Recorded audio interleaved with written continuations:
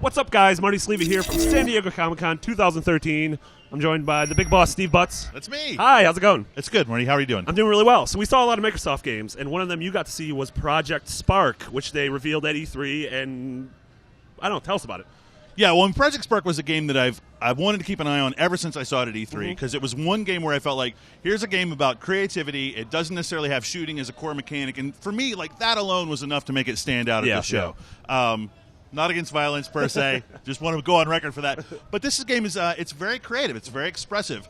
Team Dakota, which is an internal studio at Microsoft, has been working on this game for a couple of years. It's the only thing that this team has done. And it starts off, it seems sort of like just a simple editor.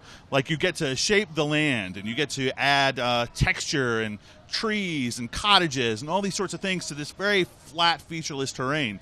And the tools are very intuitive. You're just basically painting on, and we saw it on the touch apps, and you literally paint with your finger. I want some mountains here, and you just draw mountains, and they spring up. Or you want a river here, so you draw that. But it also works very intuitively with the controller as well. So you can spend a few minutes and basically create a land that has hills and valleys and rivers and tunnels and caves and trees. I mean, anything you want. It's a very, very robust level editor. But from there, you move on to actually creating your own game types. And this is where Project Spark got really interesting for me, because it has this very simple if X, then Y logic built into the game. So you can go into the editor and you say, if I press the Y button, then my character flies. Or if I press the right bumper, then shift me to a first-person camera. Okay. So you can actually change the way that the game plays. Yeah. And there are all sorts of preloaded templates in there. So if you say, look, I want a generic shooter set up, it will load that for you and make a lot of those decisions for you. And then you can go in and fine-tune it and say, well, I don't want to have crouching, for example. Or I want my character to be able to have a super jump by double-tapping A or something like that. So you can actually make your own inputs. That's really cool. And then from there, you can add logic to all the items in the world. So you can say, if I hit the right trigger, my character will throw an apple. And if an apple hits something, an apple will blow up. So you build these multiple lines of code through this very simple visual programming language, and then suddenly you've got a first-person shooter where you're throwing apples at your friend and they're blowing up when you hit them. And that to me is just like amazing. Yeah, I mean, this sounds really cool, and to me, I know it has a lot of shades of like Little Big Planet and sound shapes. My one big fear here is, I have no doubt people are going to make really cool games and really cool experiences that I'm going to want to try out, but are those going to be able to rise to the top and actually come to the forefront?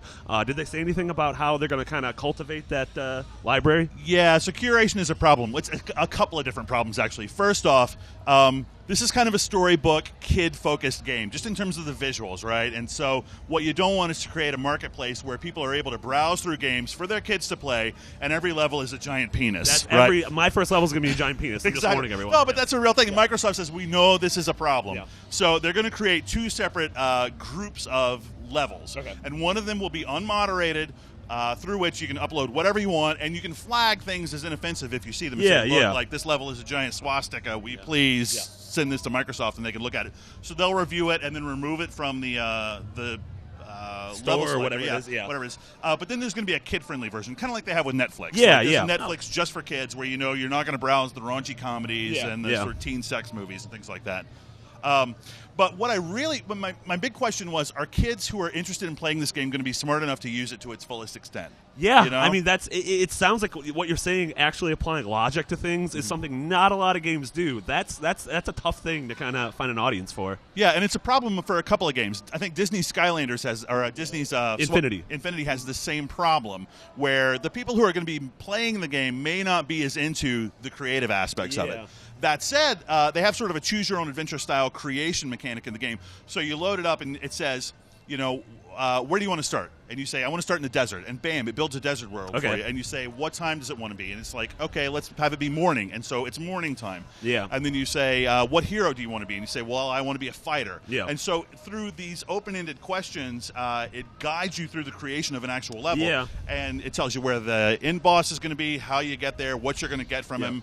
And along the way, it'll ask you more of these questions to introduce side quests. Okay, so it's that's sort of smart. like it directs players through it. And I feel like after doing that maybe a dozen times, kids will understand, here's how I actually make a level of my own. Yeah, and maybe we're underestimating kids, because, I mean, Minecraft is like the biggest thing on 360 right now, and all my young nieces and nephews play it, and they know a ton more about it than I do, so maybe kids aren't as dumb as we think. They're not looking for a job, are they, Marty? Oh, God, I hope not. So did they say launch Do we know it's a launch game or launch window? Launch Bayview window? Yeah, they're not being too specific Okay. about that, but it's my guess that it's coming out this holiday season. Awesome. Yeah, I mean, Spark looks amazing. And for everything else, Xbox and San Diego Comic-Con, keep it here on IGN.